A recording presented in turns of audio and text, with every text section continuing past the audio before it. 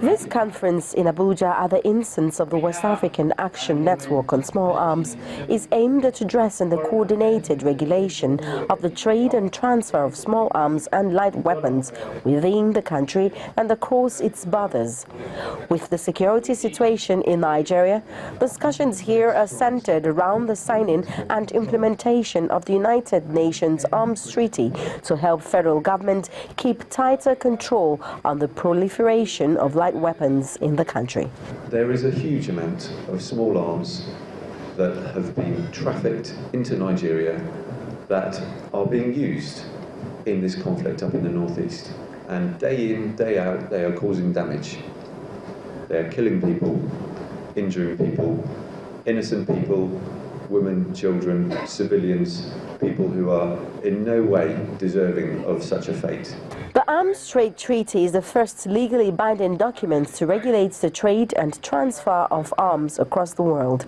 The West African arms body said it took about 7 years to draw up the treaty, which has so far been ratified by 63 member states of the United Nations.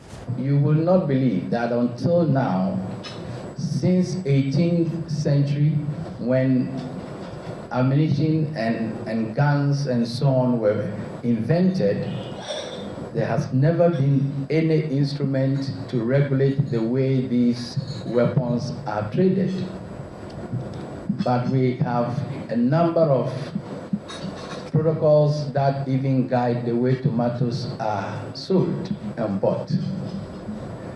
And you can imagine the risk we were all facing and we are still facing, because it was easy for ammunition to be sold to anybody who had money to do whatever they liked.